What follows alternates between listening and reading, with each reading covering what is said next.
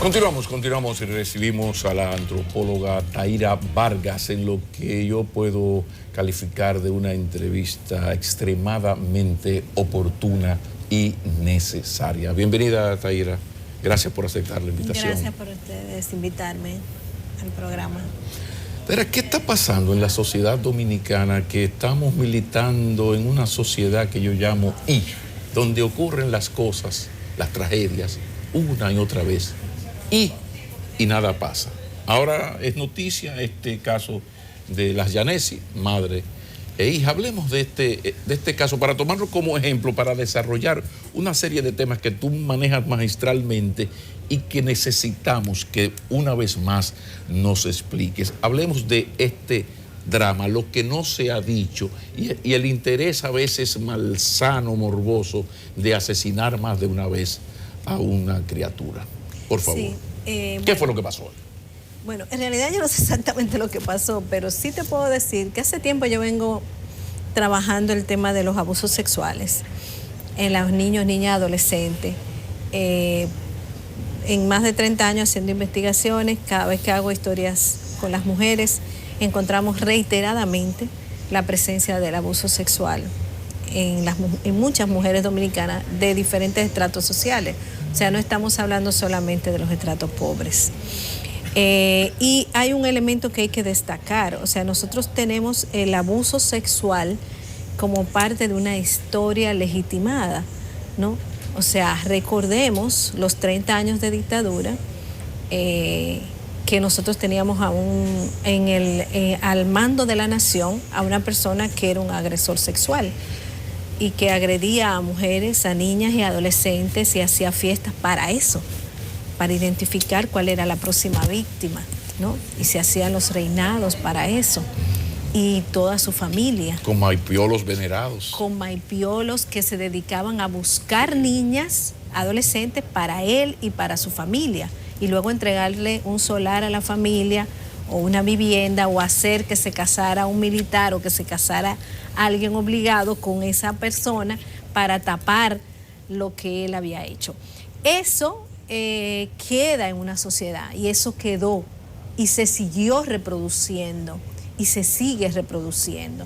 O sea, las agresiones sexuales son parte de la vida de muchas mujeres en nuestro país y han sido parte de la vida de muchas mujeres en nuestro país de una forma tan invisible, tan silente y que se da con familiares, porque incluso sale en las encuestas que la mayoría de los casos de abusos sexuales son incesto o son... o sea, son padres, madres, o son padres, son tíos, son hermanos, son primos, son vecinos, son muy compadres. Cercano, la inmensa mayoría son familiares o muy cercanas. No. Y en el caso de Yanesi no rompe el círculo porque el adolescente que participó en la agresión sexual contra ella y luego el crimen, era parte también de la familia. O sea, no era un desconocido. Nosotros como sociedad vivimos estar alarmados. Y tenemos todos los sistemas de seguridad en nuestra casa, cámara, todo tipo de sistema de fortaleza para cuidarnos de los desconocidos y de los extraños. Y no queremos que nuestras hijas salgan de la escuela sin ser vigiladas, sin ser supervisadas y todo eso. Y no nos damos cuenta que los problemas más serios vienen de las personas conocidas, vienen de los familiares. En los estudios que yo hice de trata de mujeres, adolescentes y niñas, encontramos que uno de los escenarios principales de donde se somete a las niñas y adolescentes y mujeres a situaciones de trata, de venta para explotación sexual o para matrimonio o para trabajo doméstico, son dentro de la familia. ¿Y por qué ese estancamiento, casi retroceso en esas perversiones sociales que vienen de la dictadura? Ya lo ubicaste, pero han pasado todos los años del mundo. Y no ha dado cambios. El modelo sigue ahí, el señor de 50 busca una niña de 13, impunemente, la niña da luz en un hospital, nadie pregunta. Eso ¿Qué es pasa? el punto. ¿Cómo primero hay que destacar que no hemos trabajado a nivel del sistema educativo en los derechos de los niños, niñas y adolescentes?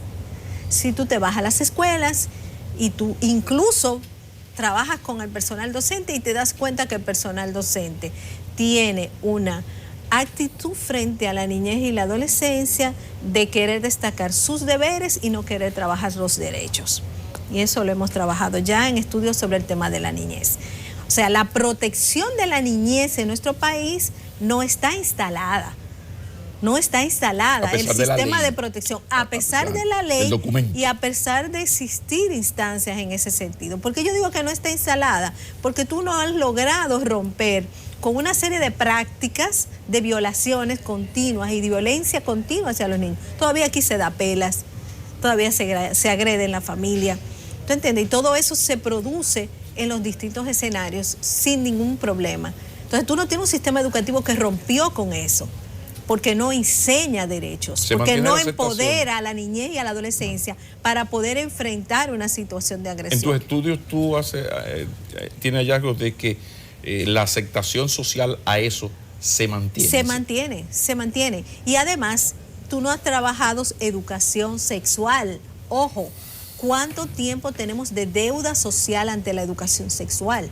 Si tú no trabajas educación sexual, tú no puedes enfrentar el abuso sexual. Taira, eso es fundamental. Hay mucha preocupación por la cantidad de contenido sexual que hay ahora mismo. Y de paso, toda la exposición de los mismos casos de abuso. ¿Cómo eso agrede y puede estar también influyendo para niveles de tolerancia, para niveles de información que haga un patrón mental en los jóvenes? Porque mira este caso de esa niña, es decir, uno de los agresores es menor. ¿Cómo toda esa información nos puede estar intoxicando como sociedad? Mira, fíjate que hay un elemento importante. Nosotros tenemos una masculinidad que es la invisible de todo este proceso, porque cuando tú dices, la niña salió sola para el colmado y la madre es culpable, ¿a quién tú estás dejando fuera? A las figuras masculinas que tienen una responsabilidad en ese proceso. Dejas fuera al padre y dejas fuera al agresor, ¿no? Entonces, ¿qué pasa con el tema de la masculinidad? O sea, cómo nosotros estamos, que no es solo ahora que ellos están bombardeados. O sea, por ejemplo, en el estudio de masculinidad que yo hice para Profamilia, que se publicó en noviembre del año pasado, yo entrevisté a agresores sexuales y yo encontré tanto en adolescentes como jóvenes como en personas adultas la legitimación de la agresión sexual. Ellos no se responsabilizan del acoso sexual ni se responsabilizan de la agresión sexual. Ellos consideran que ellos están actuando ante una provocación. Ellos responden a una provocación. ¿Me entiendes? Y ellos no tienen por qué controlarse sus deseos sexuales. ¿Me entiendes? Eso lo tiene que controlar la mujer. La mujer tiene que controlarle a los hombres sus ímpetus sexuales. O sea, todavía en tus investigaciones, y por eso saludaba especialmente tu presencia aquí, porque es todo un placer periodístico, uno hablar con personas que hacen, o sea, un especialista que hace investigaciones, entonces no me está dando opiniones. Exacto. Sino que viene a presentar, mira, yo hice el de la masculinidad, el otro de noviembre, entonces esto tiene un valor importantísimo. Entonces, en este sentido de la masculinidad, todavía sobrevive aquello que uno escuchaba de muchacho y dice, pero que esa muchacha vestía, óyeme, ella lo enseñaba todo. O sea, esa cosa troglodita de la edad de piedra, todavía eso sobrevive en la cultura. Claro que sí. Es que esa muchacha, entonces entran a matarla 2 veces. Sí, pero ella tenía sus amores. Pero incluso, fíjate en el discurso, claro que sí. Ellos te dicen, así mismo te dicen, incluso yo hice 2 estudios sobre el tema. Yo hice un estudio sobre acoso sexual para unas mujeres en marzo, y en el estudio de acoso sexual sale el tema de los acosadores, planteando claramente que el problema son las mujeres que se visten mal. Y cómo las muchachas te hablan que han sido acosadas, de que cómo eso está presente en la policía, en AMET, en policía turística, en los hombres adultos, en los hombres, ¿me entiendes? O sea, es un problema serio de entender que la figura femenina la mujer es la provocadora, es la mujer la que tiene que cuidarse pero eso tiene una matriz religiosa. Eso tiene una matriz religiosa, o sea, y recordemos que lamentablemente cada vez más el fundamentalismo religioso está presente en los barrios, está presente en los centros educativos, en los maestros, en las maestras, y lo que las maestras y los maestros enseñan a las muchachas, cuando las muchachas son acosadas o agredidas en los centros educativos, para un estudio que yo hice para el Ministerio de Educación, yo estuve haciendo observación participante en recreo y haciendo entrevistas y grupos focales, y veía claramente cuáles eran los mandatos, y los mandatos son: cuídate tú. No, pero es que tú te lo buscas, por eso es que después te violan. ¿Cuál debería ser el enfoque? El enfoque de un maestro y de una maestra es primero trabajar con esa población masculina para cambiar esa lógica. Tenemos que trabajar con los niños, con los adolescentes, con los hombres, para que respeten el cuerpo de las mujeres. Pero sobrevive la Edad Media en aquello de que yo tengo mi gallo suelto. Doña, exacto, usted cuide su gallina, porque ese muchachito mío, ese sí que es un Pablo, macho. Pero o sea, hoy todavía, 60 años después. Porque no hemos hecho nada para cambiar eso. No hemos hecho nada. ¿Y qué tiene que ocurrir? Porque ya estamos viendo los finales ya. Ya queda poco por ver, Entonces, no nos podemos sorprender de lo que está pasando. Es más, solo están saliendo casos por escándalo, pero hay mucho más invisible, silente, en muchas comunidades y no solo en los sectores populares, insisto, porque en los estudios que hemos hecho hemos cubierto estratos medios, pero el estudio de masculinidad es con hombres de estratos altos, de estratos medios y de estratos pobres. ¿Y qué arrojan esos estudios? Ese estudio, por ejemplo, muestra cómo estos hombres de diferentes estratos tienen el mismo imaginario machista. Sí. Tienen la misma visión de la mujer como objeto sexual. A mayor nivel económico, más fácil el disimulo y el taparlo. Incluso tienen casos de violencia y cómo entre ellos existe una complicidad. Porque hay hombres que te dicen: yo le pegué a mi mujer, incluso hombres que han matado mujeres, y que sus amigos saben que lo han matado, y hemos entrevistado amigos de hombres que han agredido, saben que él va a violar a esa muchacha, saben que él está asumiendo una conducta de criminal y no lo denuncia, sino que de alguna manera asume una actitud de complicidad con eso. Y en el caso de Yaneisy se presenta claramente la complicidad. Pero además te voy a decir una cosa: Yaneisy va al colmado en una comunidad donde a las 10 de la noche no es verdad que no hay nadie en la calle. Y en ese colmado había mucha gente que conocía a Yaneisy, que conocía al agresor, que sabía que tenía una conducta de agresión. Y que además uno de los elementos claves por las que una familia o una madre o una persona manda a su hijo a un colmado es porque, además de que no la mandó sola, y además de que fue a un lugar de confianza, porque los colmados son lugares de confianza. No tenemos delivery en los sectores pobres. Hay que ir al colmado a comprar lo que sea. Ni carrito de supermercado. Ni carrito de supermercado. Y la mujer no tiene una empleada doméstica encargada de cuidar a los otros niños, a lo que yo voy para el colmado. Ni que yo voy a comprar el pollo. ¿Me entendiste? Pero además, a donde va está en un lugar donde todo el mundo se conoce. Y eso se supone que es una plataforma de seguridad para la gente, pero lamentablemente también se conocen los agresores, porque los agresores son parte de la familia y por tanto eso se queda en el silencio. Taira, ¿existe la inclinación a uno cuidar los hijos de los extraños? Porque el extraño es un elemento que tú no sabes con qué te puede salir. Sin embargo, todo esto que has dicho arroja que el peligro está cerca. El peligro está ahí, al lado tuyo. Investigaciones también colaboran con eso. La sociedad está cambiando. Adicionalmente, las madres ahora trabajan, lo que significa que necesitan un apoyo de ese entorno inmediato que puede ser el gran peligro. ¿Hacia dónde va todo esto? En medio de una realidad en la que las familias están improvisando sus días muchas veces. Yo creo que el tema fundamental es que con quién tenemos que trabajar. Tenemos que trabajar con la niñez y la adolescencia. Y es ahí donde está el vacío. Si tú no le das herramientas a la niñez y la adolescencia para saber cómo manejarse en situaciones de agresión, seguimos reproduciendo.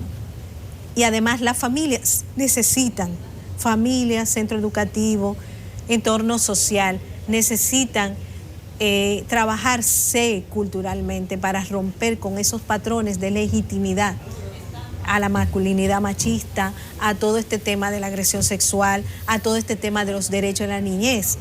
O sea, no es posible que sigamos creyendo que un niño es un sujeto, es un objeto al servicio de la familia.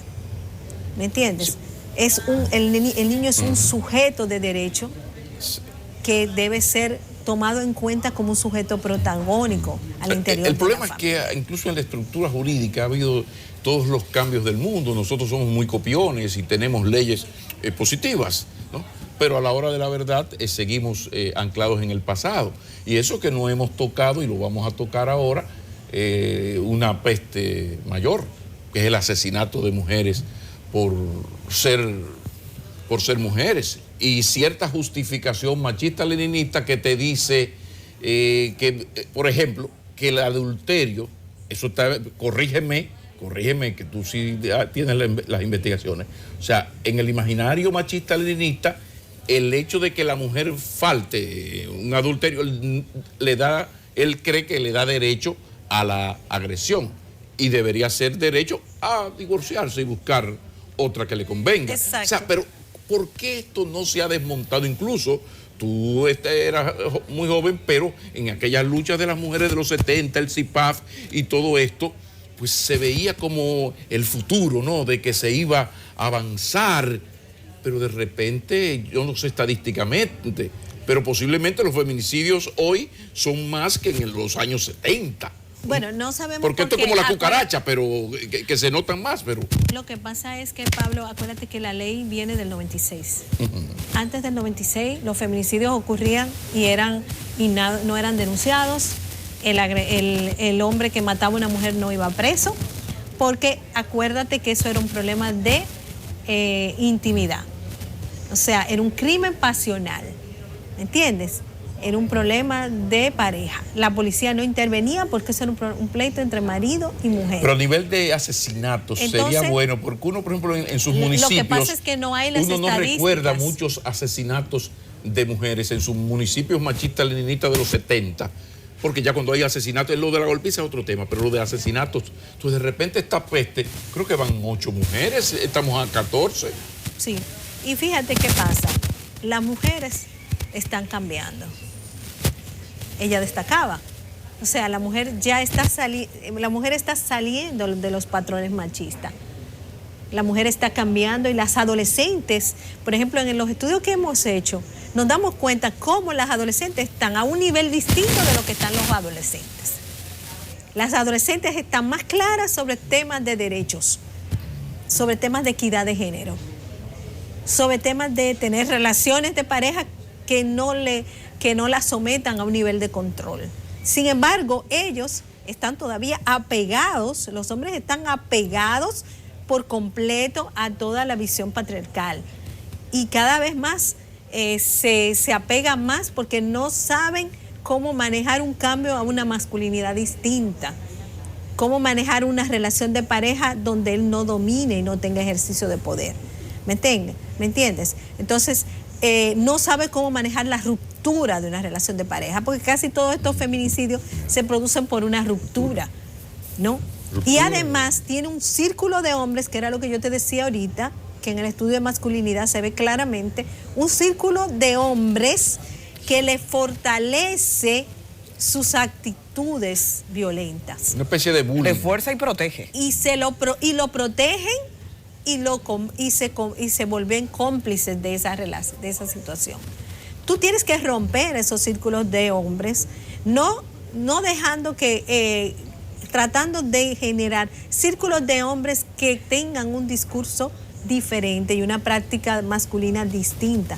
Por tanto, hay un déficit en nuestro trabajo educativo y en nuestro trabajo cultural, incluso de políticas públicas, y es el trabajo con los hombres.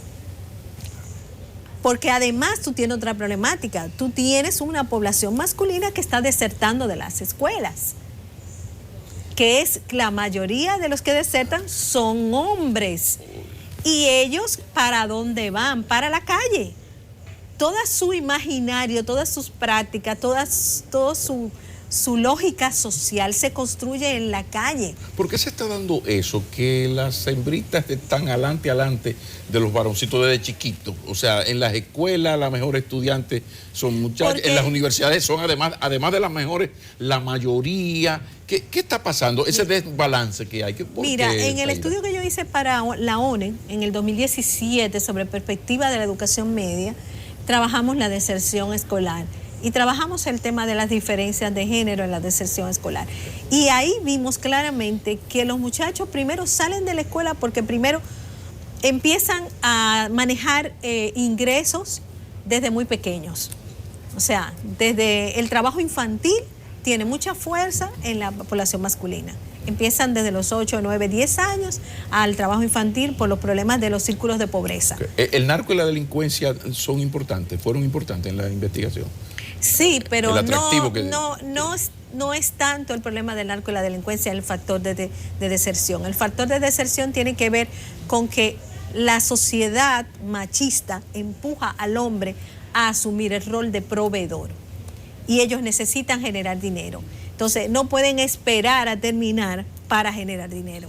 Entonces, muchas veces se enrolan en trabajos que van combinados con la educación, que al final terminan dejando la educación para poder seguir generando más ingresos, porque también se entran en relaciones múltiples parejas por el mismo machismo y tienen que dar dinero a todas las muchachas. Y además de convertirse en padres adolescentes también temprano. Entonces todo eso también afecta. Pero hay otro problema. Ellos tienen conductas violentas generadas por el mismo machismo y los círculos sociales que el sistema educativo no sabe cómo manejarlo.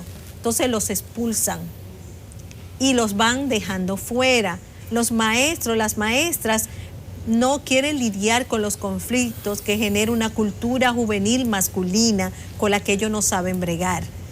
¿Me entiendes? Como tampoco saben bregar con la cultura juvenil en general. Entonces lo que hacen es expulsar. ¿Y para dónde lo mandan? ¿Para dónde mandan a esos muchachos? Para la calle. Y lo dejan desprotegido. Quiero retomar un poquito el tema de los feminicidios. Esta pregunta uno se la ha hecho a otros, pero qué interesante que alguien, como decía Pablo, que domina a nivel de investigación el asunto, lo pueda enfocar. ¿Qué ocurre que un feminicidio desata otro y otro? Mira, yo pienso que el tema de si un feminicidio desata otro y otro, tiene mucho que ver con ese tema del ejercicio de poder. O sea, como... Pero parece que un caso estimula a otro. ¿Se da eso? No creo que sea que un caso estimule otro. Yo creo que es ese tema de cómo yo entiendo que tengo que resolver la situación para yo quedar por encima de ti. ¿Me entiendes? Y por eso yo te mato. Y además ahora acuérdate que se ha agregado el tema del suicidio al punto. Entonces, sí hay una visión hay un tema importante que hay que destacar en los muchachos, que eso fue uno de los estudios que yo hice, con muchachos incluso vinculados a redes delictivas, a redes de microtráfico, que para ellos la vida en términos de largo plazo no tiene tanta trascendencia como lo inmediato, el ahora. Entonces uno me decían, yo prefiero conseguir dinero ahora aunque me maten mañana. Wow, pero dijiste algo... Incluso eso de matar a la muchacha y yo matarme tiene mucho que ver con esto. O sea, yo prefiero vengarme de ti porque tú me estás siendo infiel o porque tú estás haciendo algo con lo que yo me estás quitando poder. Esa era mi pregunta. Quitarme poder tiene mayor peso que la vida misma. Pero hay varias generaciones mentales ahí, porque tenemos que ese formato, ese patrón de te mato y me mato, no solo lo han hecho adolescentes, adultos y hasta personas de una tercera edad. ¿Qué pasa por esa cabeza? ¿Qué ocurre que les hace llegar a ese nivel de desilusión de la vida, de ira, contra una realidad que no dominan? Fíjate qué pasa, lo que yo estaba diciendo ahorita. O sea, al hombre emocionalmente lo que se le trabaja es la represión, no el autocontrol ni tampoco la comunicación emocional. Entonces, la comunicación está muy ausente.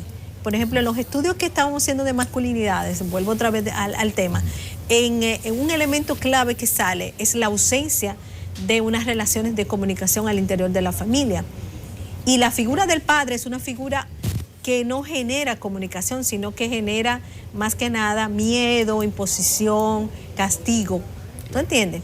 Entonces, ¿cómo el hombre va perdiendo capacidad de expresión emocional y va cargando con todas las emociones y con todo esto sin respuesta? No tienen herramientas de respuesta a lo que están viviendo en términos emocionales. Y tú lo notas en los colmadones. ¿Quiénes son los que están oyendo las bachatas de desamor y bebiendo? Son grupos de hombres, ¿me entiendes? Entonces, ¿cómo todo eso se refuerza también entre ellos mismos? En vez de buscar convertirse en grupos de apoyo para tratar de salir de ese círculo de depresión y de generar un cambio que no lleve a la violencia. Entonces, la depresión es lo que le lleva a la violencia. A la mujer es al contrario. Claro. Hay un elemento terrible que volvemos al pasado, o sea, se suponía que 40 años después íbamos a mejorar, pero esa conexión que hay entre ser hombre y la hombría, el honor, o sea, a mí me llama la atención que 40 años después a usted alguien falta y usted no entiende que su derecho es comenzar de nuevo, sino que el concepto de hombría, o sea, el hombre, su valor como hombre lo pone a partir de una relación. Además, ¿qué es lo que pasa? Que cuando ¿por qué no mejoramos? Falta, es lo que te quiero preguntar. ¿Por qué? Yo sé que fallan las instituciones, pero ¿por qué 40 años después del CIPAF se ha avanzado tan poco? Sí, porque mira, fíjate una cosa, cuando estaban los 70 con CIPAF, aquí se estaban dando avances importantes. Claro. En los 70 incluso se había logrado un acuerdo en el sistema educativo para introducir la educación sexual. Y en ese acuerdo estaba un acuerdo entre el sistema educativo, el Ministerio de Educación y Profamilia. ¿Quién frenó ese proceso? Entonces llegó Fidel. ¿Quién frenó ese proceso? La Iglesia Católica. Taira, Que frenó la educación sexual en las escuelas. Pero el hecho de que los resultados sean tan nefastos, explícame por qué, si los resultados son tan nefastos, nos avergüenzan, va de menos a más y más. O sea, no hay una reacción de esta sociedad. Que me perdone el Opus Dei, pero aquí hay una realidad pero que hay que enfrentar. Acuérdate que las iglesias están dándole más prioridad al aborto que a los feminicidios. Entonces, cuando las iglesias decidan trabajar un cambio en las masculinidades, aportarían mucho a esta sociedad. Sí, está bien, pero no porque dan el tienen cambio. Una influencia. Sí, pero no dan el cambio, Taira, y a veces es la cúpula directiva, porque si tú hablas con muchos militantes cristianos, hay una comprensión de todo esto, hay un fundamentalismo.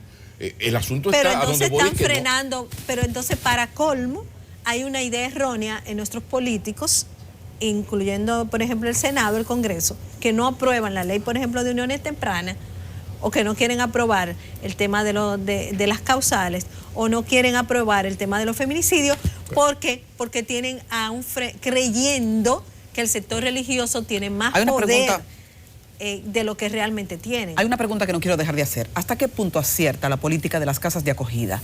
Porque es una versión de dejar al gallo suelto y quitar la libertad a la mujer agredida.